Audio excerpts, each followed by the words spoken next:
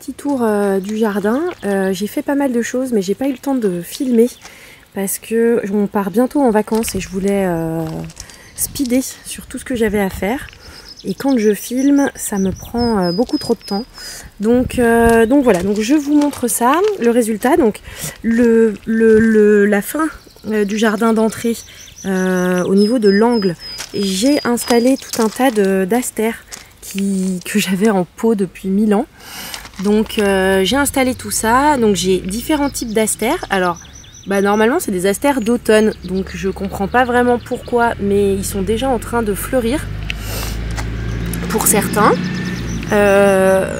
Donc bon, ils sont déjà en train de fleurir, c'est pas grave. Donc là sur l'angle j'en ai mis plusieurs. J'en ai plusieurs qui avaient séché parce que en pot c'était compliqué pour eux, mais voyez, j'ai des pousses vertes qui apparaissent à différents endroits, donc ça c'est cool. Lui c'est pareil, il avait complètement séché et vous voyez j'ai deux petites pousses vertes, donc c'est cool, ils sont pas morts. Donc voilà, donc j'en aurai plusieurs sur l'angle et j'ai remplacé la plante d'Amérique du Sud par une petite plante que m'avait donnée ma belle-mère. J'ai enlevé en fait les salades que j'avais mis il y a déjà plusieurs semaines et qui montaient en graines, enfin c'était complètement débile. Et il me restait deux, alors lui il a dû se faire un peu embêté par les chats, mais il me restait deux petits pieds de tomates. Bon, je les ai mis, on verra. C'est plus en attendant d'avoir autre chose à mettre, on sait jamais, des fois que ça pousse rapidement, donc j'en ai mis un deuxième ici. Donc avec un peu de chance, ça produira. Les haricots se portent relativement bien. Les tomates, ça suit son cours. Celle-ci, elle va commencer à produire des fruits. La Green Zebra, c'est une catastrophe. J'ai trois tomates, voilà. Et en plus, elles sont même pas vertes. Elles sont jaunes. Donc je sais pas. Genre elle est jaune depuis super longtemps. J'attendais un peu parce que je me suis dit ça se trouve elle va virer au vert. Mais j'ai pas l'impression. Donc bref, je vais peut-être les ramasser. Ça me fait quelques fleurs supplémentaires, mais franchement j'y crois pas trop. J'ai aussi complètement vidé la jardinière de plantes argentées parce que en fait je sais pas si vous voyez, mais le niveau de la terre, pourtant j'avais laissé beaucoup de temps pour que la terre se tasse, et en fait elle s'est tassée de plus en plus. Moi je pensais que en laissant 3 mois sans rien planter ça aurait suffi en fin d'hiver, et en fait non, ça a continué à se tasser. Donc j'ai tout viré, enfin quasi tout viré. Là je laisse un petit peu la lavande qui se porte bien. Il y a des abeilles encore dessus, j'attends qu'elle ait terminé. La cinéraire je la laisse aussi encore un peu pour l'instant, elle est en fleurs. Il me restera la sauge là-bas au fond qui tire la tronche, et après je remettrai de la terre. Je laisserai se tasser, je remettrai de la terre, je laisserai se tasser, et je pense que je replanterai des choses ici en fin d'hiver à venir. Donc ça a été fait. Ensuite un peu plus loin, donc vous voyez on a de nouveau des piles de matériaux. On est en train d'avancer sur nos terrasses bois, et je voulais vous montrer les salades. Alors j'avais une variété donc merveille des 4 saisons. Je pensais que, elle tenait le coup, elle montait pas. Puis là la dernière canicule, je pense que c'était trop pour elle. Elle s'est mise à monter, donc je vais récolter toutes les feuilles là et les manger. J'ai celle-ci qui monte pas trop encore, mais je pense qu'elle va pas tarder en vrai. Elle commence, vous voyez, elle commence à me faire un petit tronc. Donc je vais la récolter aussi, et puis je planterai autre chose à la place. J'ai avancé encore après sur un certain nombre de choses, notamment ici. Donc ici, j'ai réintégré dans cette plate-bande de plein soleil une partie des plantes qui étaient dans la jardinière. Comme ici, une des santolines, et vous voyez là-bas au fond l'autre santoline. Je pense qu'elles se porteront bien ici, c'est en plein soleil, normalement pour elles il ne devrait pas y avoir de soucis. Donc affaire à suivre. Faut que je vous montre.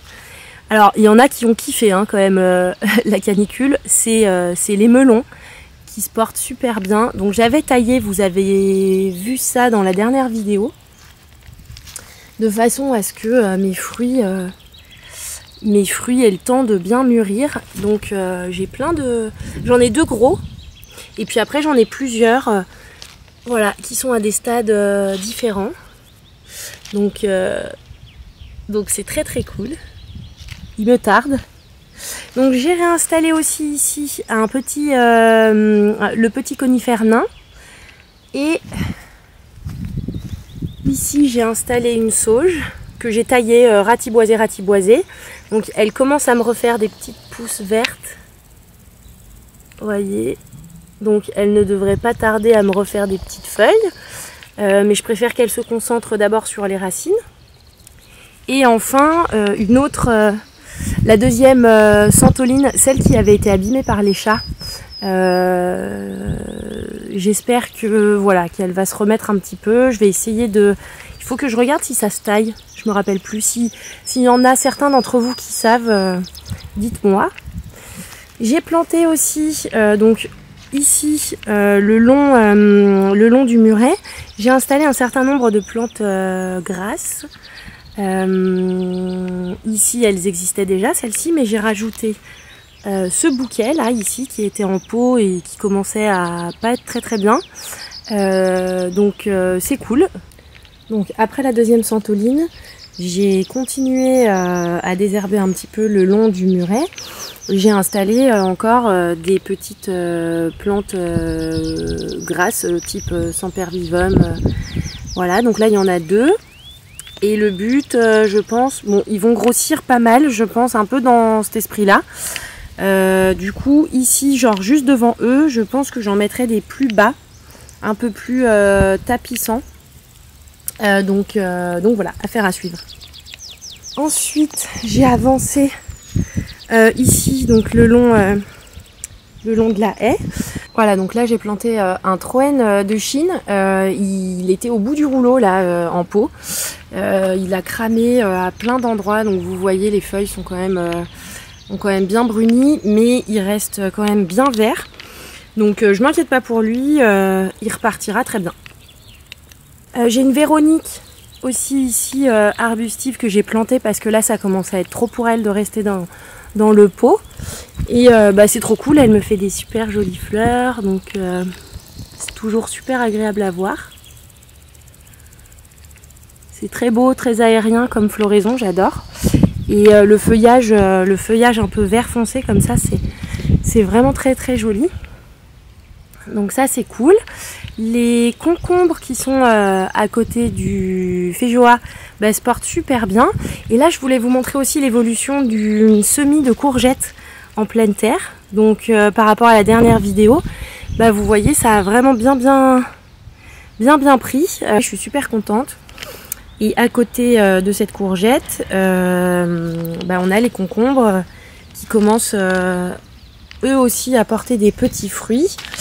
Par exemple, vous voyez sur celui-ci, voilà, on a un fruit ici et il y en a d'autres qui poussent à différents endroits. Donc voilà, donc c'est cool, ça continue bien à pousser. Et cette courgette là, il me tarde qu'elle donne. Les tomates aussi commencent à avoir des petites tomates qui poussent. Donc ici tout va bien. Tout va très très bien.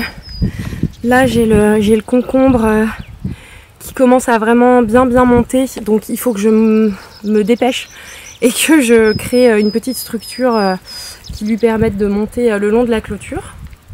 J'ai tenté, parce qu'ici on est dans une zone du jardin qui reçoit quand même pas mal d'ombrage quand la journée est très chaude, donc j'ai retenté, je m'acharne hein, je sais, mais bon j'aimerais trop avoir des salades cet été, donc j'ai tenté de nouveaux semis. Donc là j'ai une laitue Veredes ici, et là-haut j'ai une Batavia Donc on verra ce que ça donne. Je les ai plantés donc entre le Deutzia et la Symphorine, donc ici. Et j'ai fait la même chose, j'en ai planté 2 autres entre mes pieds de tomates. Donc là ici, j'ai 2 Batavia. Bon, elles sont toutes petites hein, pour l'instant, mais et en plus je les ai plantées genre vraiment pendant la canicule.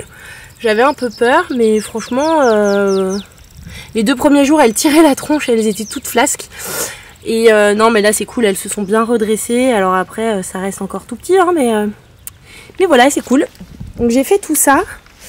J'ai commencé aussi à pailler ici. Là c'est la deuxième, c'est une autre courgette dont j'avais fait un semis en pleine terre.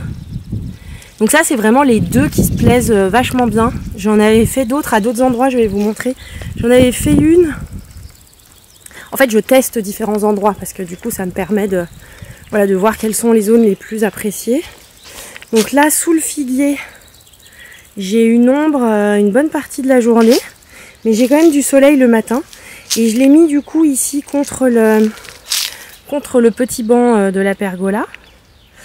Et ça va, mais vous voyez par rapport aux 2 autres, c'est quand même bien moins avancé en termes de croissance. Donc sûrement quelque chose qui lui va un petit peu moins ici. Voilà, donc bon, c'est pas grave. C'est pas grave, j'en ai au moins 2 qui se portent super bien, donc c'est cool, ça suffira à donner des courgettes.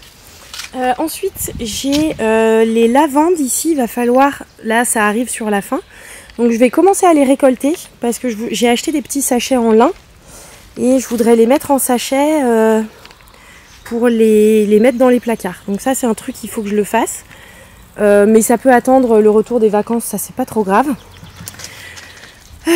Sinon, c'est à peu près tout ce que j'ai eu le temps de faire. Mais là, la grosse priorité, ça va être de s'occuper avant de partir en vacances. Alors c'est trop cool, j'ai ma belle-mère qui s'occupe du bébé. Et en fait, on devait lui amener le bébé. Finalement, elle va venir chez nous à la maison. Donc je suis trop contente, elle va pouvoir arroser le jardin. J'avais un peu peur, on part 6 jours. Et j'avais un petit peu peur de laisser tout ce petit monde tout seul. Donc c'est cool, elle pourra arroser. Donc je vais quand même essayer de lui faciliter un peu la tâche en mettant en place au jardin un certain nombre de choses. J'ai commandé des Zoya, donc ça je vous en parlerai un autre jour. Mais j'ai aussi, je garde les bouteilles d'eau minérale, des biberons qu'on donne à notre bébé. Et sur la chaîne de Natural Fanfan, j'ai vu une astuce pour faire en fait à partir de bouteilles en plastique pour pouvoir faire un arrosage goutte à goutte low cost. Donc voilà, je vais m'atteler à ça là dans les prochains jours. Et si je peux, mais bon, je pense que j'aurai pas le temps. Et comme il y a ma belle-mère qui est là, c'est pas trop grave, elle pourra arroser les pots. Mais si je peux, j'aimerais bien continuer, vous voyez, à désherber ici le long de la plate-bande. Parce qu'en fait, il me reste plus grand-chose avant de récupérer la zone avec la fraiseraie. Et si je peux remettre encore quelques pots, quelques plantes qui sont en pot actuellement, si je peux les mettre en pleine terre, ça m'arrangerait. Donc voilà, donc les choses avancent. Le nombre de pots diminue, et ça c'est cool. Et puis voilà, mais vous voyez, il en reste quand même encore quelques-uns. Là, c'est celle-ci, les Yellow Perfection, dont je vous parlais, les tomates cerises jaunes. Donc là, je vais encore en récolter quelques-unes pour ce soir peut-être, à grignoter. Je vais en faire goûter au bébé. Et puis voilà. Donc là, regardez, là j'ai un autre petit semis de courgettes semis en pleine terre. Mais vous voyez, grosse différence par rapport au reste. Alors ici, il y a quelque chose qui ne doit pas lui aller. Donc voilà pour le petit tour. Pas mal de choses en cours. Les haricots, j'ai hâte de voir ce que ça va donner. Ah, et ici j'ai le jasmin d'hiver que j'avais récupéré, dont j'avais récupéré une bouture chez une pote à moi. Et c'est trop bien parce que du coup il a vachement poussé. En gros, depuis que je l'ai mis en terre, il a poussé de tout ça. Donc c'est cool. Et alors petite chose que je voulais vous montrer, en fait par terre j'ai des tonnes de figues qui tombent de mon arbre. Il y en a partout. Elles sont toutes petites. Et elles tombent tous les jours. Il y en a de plus en plus qui se rajoutent. Et sur l'arbre, vous voyez, genre par exemple ici, il y en a une. Attendez, j'essaie de faire la mise au point. Il y en a une celle-ci, je pense qu'elle va pas tarder à tomber. Ici, c'est des figues à cette époque de l'année. On est bientôt début août. Normalement, elles devraient être, elles devraient être énormes déjà. Et elles sont toutes petites. Donc, je sais pas trop si avec la canicule, il y a un petit souci de pousse. Je pense. Donc cette année, je suis même pas sûre qu'on arrivera à avoir une bonne récolte de figues. Je pense que, je sais pas, ça me semble mal engagé.